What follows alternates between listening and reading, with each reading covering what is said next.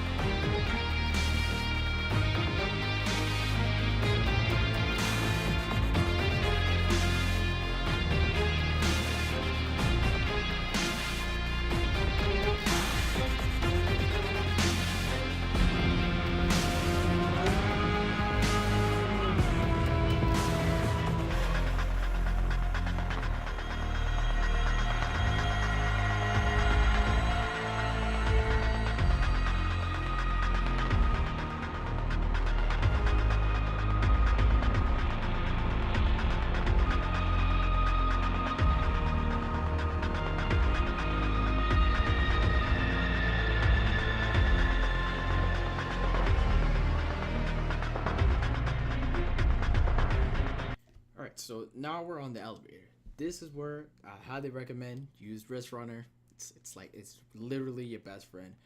All right. So just like in the original corrupted strike, you want to take care of these scions as soon as possible, because once they get to splitting, you know, they will actually destroy you. So scions spawn right away. Of course, it's like trial and error, because sometimes they'll shoot you right away and sometimes they won't. So work with what you got. Use wrist runner. Clear out the scions as soon as possible. For this, I use Wall of Radiance. on the warlock, of course, you'll probably find something else. As long as you can clear them out immediately, get the orbs, throw them at the phalanxes, because on phase 1 there's 2 elite phalanxes that you need to hold through, and in the clip you can actually see there's a glitch spot where you can just grab the orb through the wall with a cover and just chuck it at them, which is awesome. So you need to clear those out. Once then, there's a boss taking Centurion. Once you kill him, another set of taking Scions will be there. Do the same thing. Wrist Runner, blow them away, get rid of all of them as soon as possible, and then use the walls as cover in order to get your orbs and chuck balls at these people. Also, once you actually clear this part out, when the elevator stops, you can actually just like jump off the ledge to reset the encounter and all the hive that spawn as soon as the elevator opens up finishes. They all despawn, so you can just run past them. You don't have to waste ammo or fight them.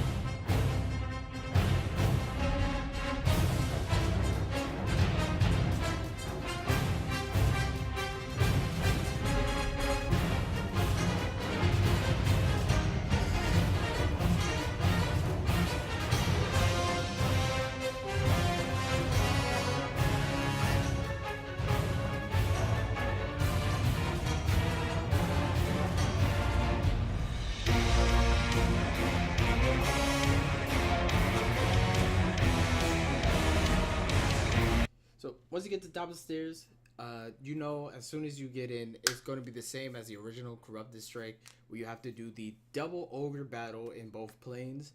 So my recommendation is kill the Hive Ogre first. Once you kill the Hive Ogre, in the Taken plane, Shriekers will spawn, and there's a spot in the I think it doesn't matter which side it is, but on the left side there's a little nook where you can just chill out in and just DPS the boss without worrying about the Shriekers. However, if you kill the Taken boss first, Shield and Sword bearing Hive Knights will spawn in with Arc Overshields, which if you could deal the damage with them with Wrist Runner, it is not much of a bother, but it's definitely a lot easier to just kill the Hive Taken Ogre. Right?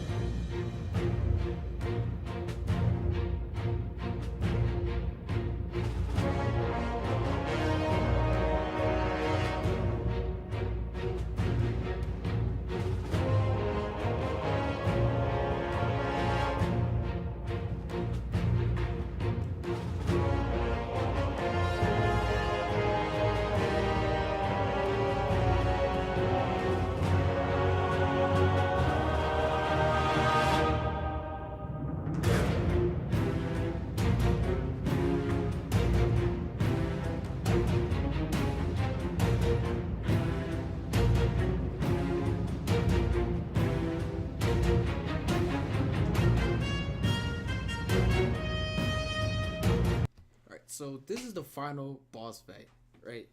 And I'll keep it 1,000 with you. I'll keep it a brick.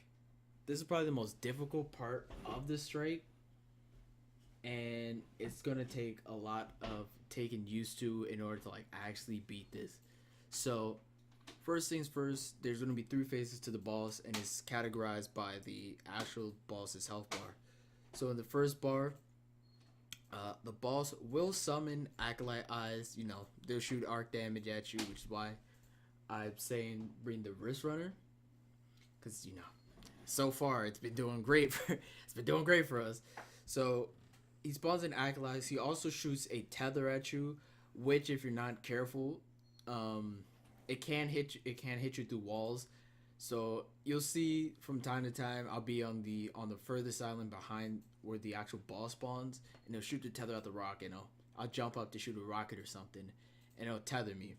So you definitely want to watch out for that. That's phase 1. One thing I'll recommend is even if you don't know where he shot the tether, as you watch, like, you always want to take the long way around. It will take more damage than just taking the shortcut, but it guarantees that you won't get tethered and you won't fall off the map, so you have to keep restarting. Because I know when I was running last night, it kept happening to me. So phase 2 is going to be where the boss continuously summons. By the way, it is, I don't know if I mentioned this, it is a taken phalanx, so the shield will blast you off the map from time to time. But anyway, phase 2 is when he summons two taken goblins.